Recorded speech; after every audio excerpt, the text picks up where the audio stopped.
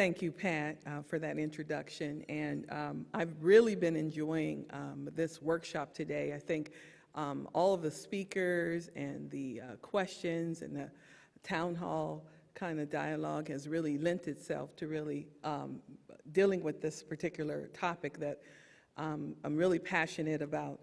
And it's really an honor to be a part of this panel. So I'm going to talk to you about the worksite wellness in the WIC setting. And for today's presentation, what I'm going to do is I'm going to spend the first part with a brief overview of the California WIC worksite wellness.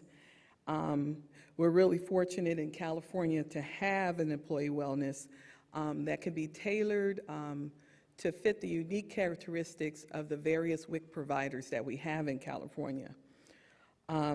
And then I'm going to spend the bulk of time talking about employee wellness at our local agency. And then I'll also cover the barriers, strategies, and recommendations for having a successful wellness program. So, opportunity. And so we know, even from Pat's introduction, that most adults spend the majority of their waking hours at their places of employment, like most of us.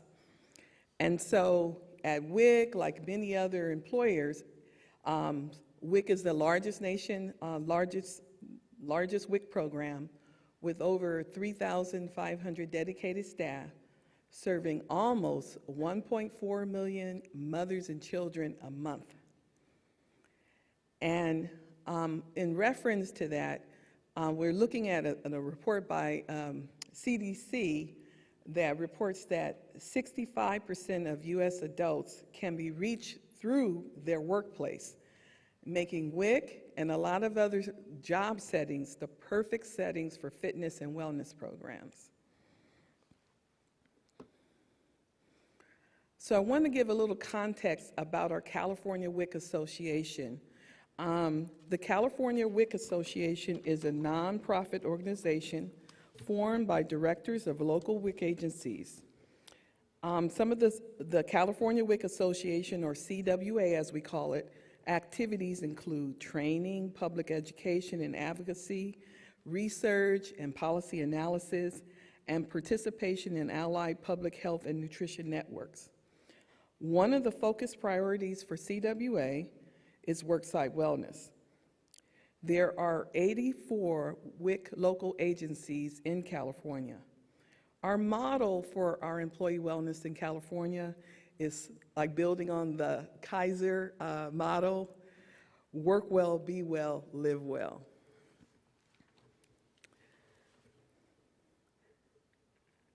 So what do the WIC agencies need to do to be WIC worksite wellness certified?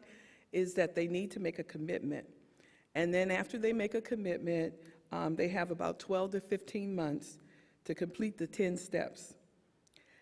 They also need to designate a wellness coordinator or team, conduct a staff wellness pre-program survey, complete a 10 steps work plan, and then request to be certified. So far in California, we have about 30 agencies that are certified, including my own local agency, PHFE. I'll just show you quickly. These are the 10 steps of the work plan, and where these came from was through the help of some needs assessments and a review of the best worksite wellness practices. An advisory committee made up of local WIC agency representatives developed these guidelines and the 10 steps for the certified well WIC worksites. In this, we're really fortunate in California to have, I'll say it this way: every program needs a champion to grow it. And in California, we have CWA that's made employee wellness a priority and a focus. And these are some of the activities that they do to help sustain our worksite wellness program. The photo here is that of two of the staff that I work with personally at our local WIC agency. And this photo is from a WIC Olympic competition that we had last year that was organized by CWA. And this is an example of some of the things that they do. Last year we had the Olympics, and so we had our own internal Olympics. And different agencies competed in this Olympic challenge. And it was a fun, healthy competition. And our agency was proud to bring home the gold. So I'm not bragging, but just a little bit. Now I'm going to shift to the focus a little bit to our local WIC agency. I work with PHFE, and we have over 650 employees. And the Health is Wealth, or our WIC employee model, was developed prior to the California State WIC employee wellness. And so a lot of what the California State WIC program has become was modeled after our agency employee wellness. One of the primary barriers we ran into, which is not unique to just WIC, but other organizations as well, is that we needed to develop the program and figure out how to sustain it without really funding. So that was really tricky, and we didn't have some of the things that my co-panelists had in terms of having funding behind some of the efforts. So we had to do it on a shoestring budget, so to speak. So there's something for everybody on this panel, I guess, right? So what was the impetus for us starting employee wellness was that as our employees began to age, we also noticed that they started to develop some chronic conditions. And a lot of those, like diabetes and high blood pressure and things like that, were also related to obesity-related problems. We knew that we needed to walk the talk, and so that we could be the role models and cheerleaders for our WIC participants. Therefore, we really needed to develop a strategic plan that could have an impact on our staff. The anticipation of the WIC food package changes in 2009 made the perfect timing to roll out our employee wellness. And we really have to thank the IOM for their help with those recommendations to help us get our food package change back in 2009. And so just like Kaiser found out, prior to starting our employee wellness, our internal research on ourselves indicated, and it was a surprise to us because we thought we were healthier than we were. But what we found out is we weren't any different. We weren't any better, even though we are a food and nutrition program. We know what to do. We still we're very unhealthy.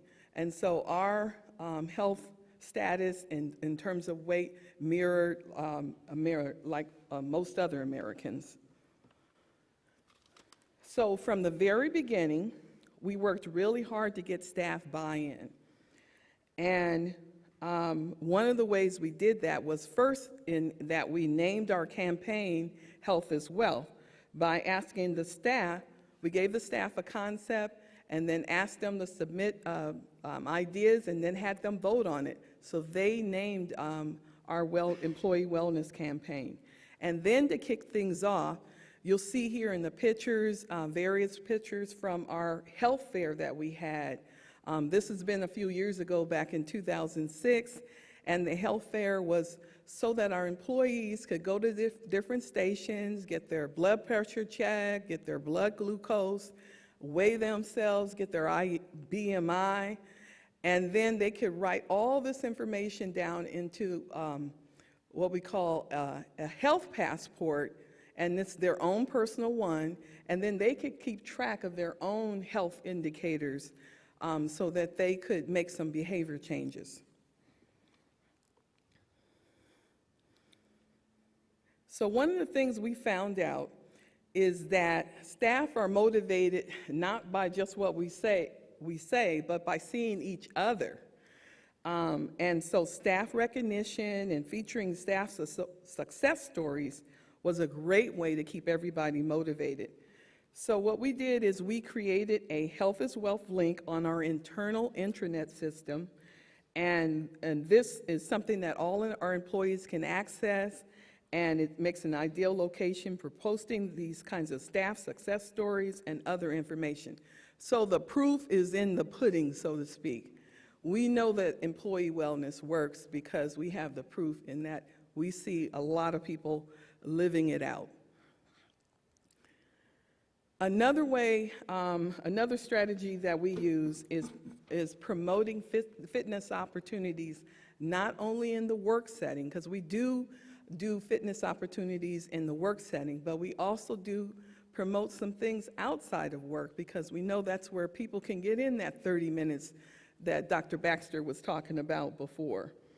And so one of the things we also feature on our WICnet is posting community events or fitness activities that are free or low cost.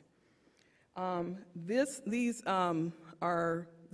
are pictures of events where, you know, we could all come around being active, and everybody really enjoyed that.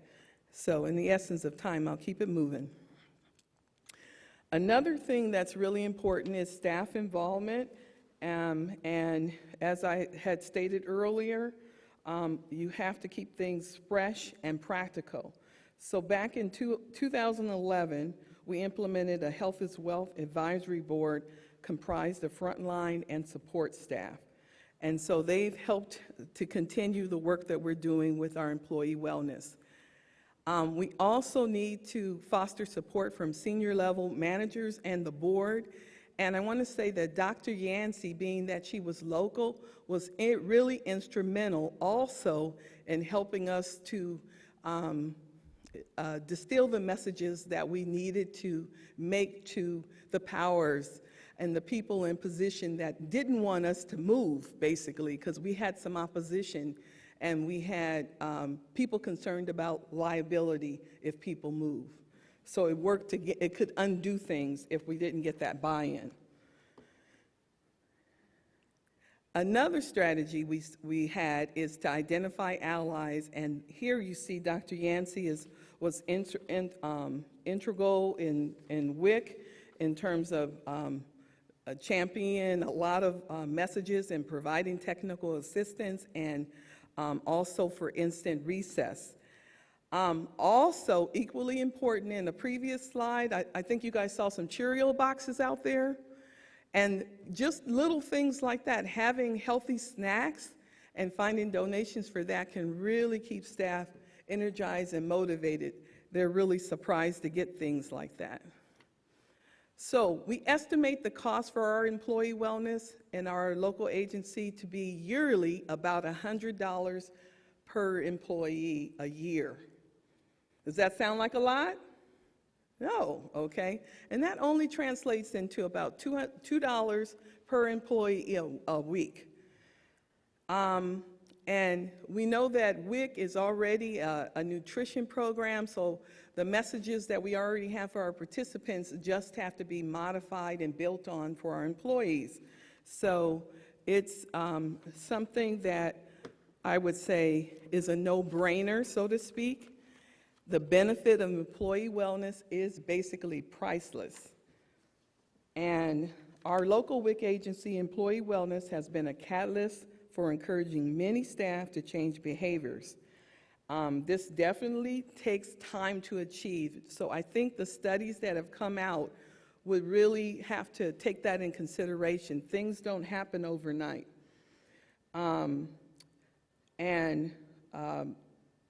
I think our internal research and experience suggests that the impact of employee wellness goes well beyond that employee.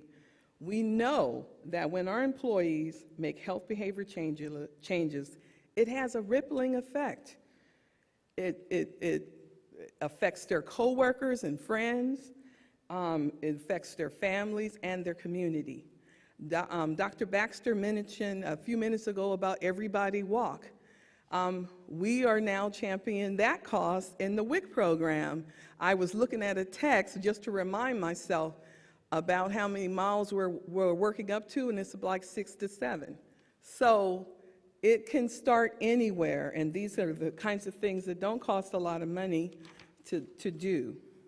We also have one recommendation, basically, as it applies to WIC.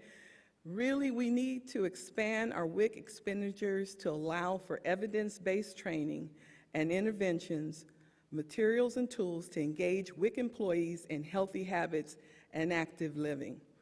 If they are really going to be the champions that affect 1.4 million mothers and children, then they need to practice healthy behaviors for themselves. And before I bring this to a close, I'm almost done. I know I'm out of time. I just want to highlight the photo there. It has a couple of the tools that we use. The first is a plate. It's a healthy eating plate, which is mirrored off of, is designed after My Plate, the USDA My Plate, where you use a smaller plate for one thing. You also are, we use this to motivate our staff. Also, you serve yourself more fruits and vegetables, and then you load it with whole grains, and then lean meats, and then low-fat dairy. So this is what we did for our staff. We had them personalize it with our campaign message, our annual campaign message. Watch what you eat and get on your feet was what staff came up with, and that became a champion message. The other one is a bag, and it's an eco-friendly bag because we're all about recycling now, right? And we've attached a luggage tag to it, and that's our campaign message this year is around the savvy shopper. And that is building on a message in California for participants. But if we're filling our bags with crap and then telling other people to do something different, then we're undoing things in a way. So we need to start with our staff. And that's been a model that's worked with us in terms of breastfeeding and really converting or translating our program from an agency that was largely known as providing formula to one that is now promoting breastfeeding.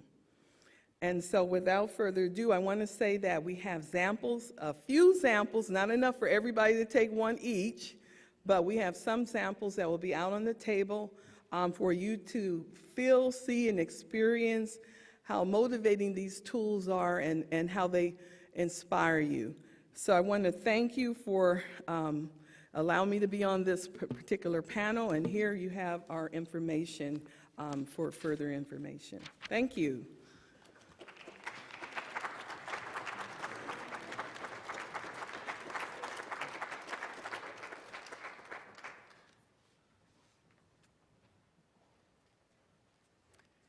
Oh, thank you very much, Sharon. And Dr. Baxter's coming up now. We're going to have a question and answer period, and just as we did it this morning, this is an internal one, and then we'll have a larger question and answer period where you all can be involved a little bit later. Now, shall we stand?